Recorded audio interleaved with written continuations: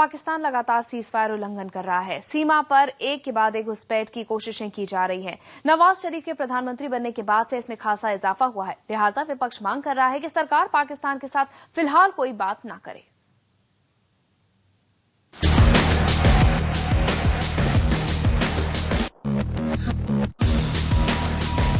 सोमवार आधी रात को सीज फायर का उल्लंघन करते हुए पाकिस्तानी सेना के जवान न सिर्फ भारतीय सरहद के अंदर घुस आए बल्कि छिपकर भारतीय जवानों पर हमला किया, जिसमें हमारे 5 जवान शहीद हो गए। लेकिन इस कायराना करतूत के बाद भी पाकिस्तान अपनी हरकतों से बाज नहीं आया। सोमवार को एक बार फिर सीज फायर का उल्लंघन किया गया। उरी और टुटमार सेक्टर में नियंत्रण रेखा के पास स्थित भारतीय चौकियों पर अंधाधुंध गोलीबारी की गई। करीब 1.5 घंटे तक ये गोलीबारी चली। भारतीय जवानों ने भी पाकिस्तानी फायरिंग का मुंह तोड़ जवाब दिया। रात को उड़ी सेक्टर में शाम को फायरिंग हुई थी और उसमें कोई जानी वाली नुकसान नहीं हुआ, लेकिन फायरिंग काफी हुई थी। देश 8 जनवरी 2013 को भी नहीं भूला है, जब पाकिस्तानी सेना ने आतंकियों के साथ मिलकर एक भारतीय जवान का गला काट दिया था। विपक्ष पूछ रहा है, ऐसे में भला पाकिस्तान से दोस्ती की बातचीत क्यों? आखिर न्यूयॉर्क में सितंबर महीने में संयुक्त राष्ट्र की बैठक के दौरान मनमोहन और नवाज की मुलाकात क्यों? We are totally against this. I have already said that talks with Pakistan should not take place at any level and most certainly not at the level of the Prime Minister. Are you satisfied? Nawaz Sharif प्रधानमंत्री चुनाव के दौरान अंतर्राष्ट्रीय media में लगातार कस्में खाते नजर आते थे कि मुंबई जैसी घटनाएं दोबारा नहीं होने देंगे।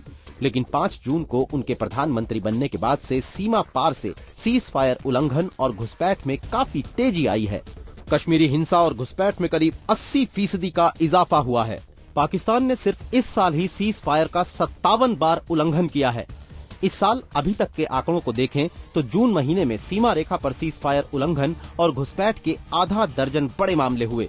जुलाई महीने में तो लगभग हर रोज सीमा पर घुसपैठ और युद्ध विराम उल्लंघन देखने को मिला। पाकिस्तानी सेना की मदद से लगातार भारत में आतंकियों को घुसाने की कोशिश हो रही है। इसलिए चंद महीने पहले आईएसआई ने पाक सेना और आतंकियों को मिलाकर बॉर्डर एक्शन टीम का गठन भी किया। जानकार सरहद पर आई इस तेजी को अफगानिस्तान से जोड़कर देख रहे हैं।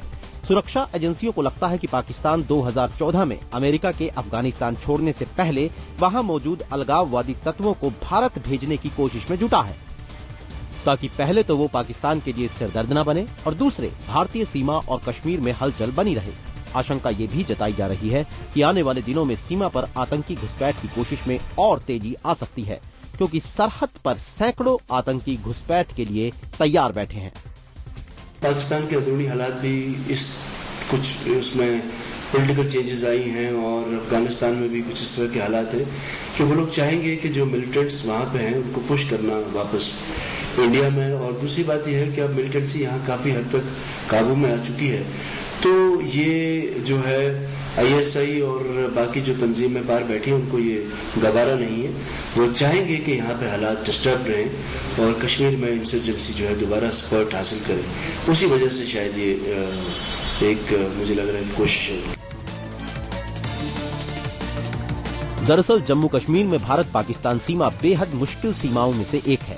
जम्मू में ज्यादातर अंतर्राष्ट्रीय सीमा है तो कश्मीर में लाइन ऑफ कंट्रोल। जम्मू का सांबा सेक्टर हो, रियासी सेक्टर हो या आरएसपुरा सेक्टर, यहाँ से घुसपैठ की घटनाएं नहीं होती क्योंकि इसकी गुंजाइश बेहद कम है। लेकिन कश्मीर की बात करें तो यहाँ के भौगोलिक हालात आतंकियों के लिए मददगार साबित होते हैं। ऊंचे बर्फ से लदे पहाड़, घने जंगल, ढेर सारी नदियां। इसी वजह से कश्मीर के कुपवाड़ा का लोलाब, करना, टंगडार और मछेल सेक्टर हो या फिर पुंछ और राजौरी, यहाँ से अक्सर आतंकी घुसपैठ होती रहती है। हालांकि भारत ने 740 किलोमीटर के लाइन ऑफ कंट्रोल में से 550 किलोमीटर में बाढ़ लगा दिया है, लेकिन इसके बावजूद कुछ ऐसे इलाके हैं जहां से घुसपैठ अब भी होती है।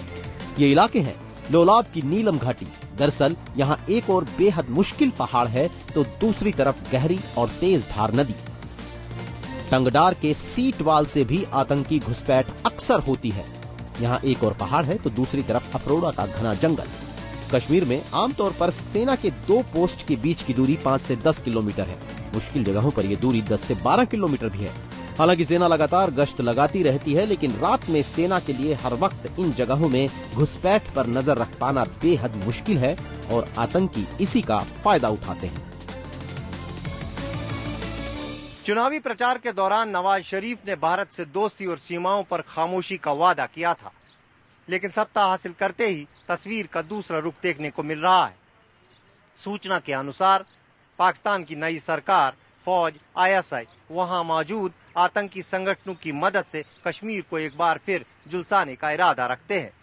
इसलिए जरूरी है कि भारत हर घटना के बाद अपना विरोध दर्ज करने की नीति से आगे बढ़कर कोई ठोस कदम उठाए। खालिद हुसैन, कश्मीर, IBN 7।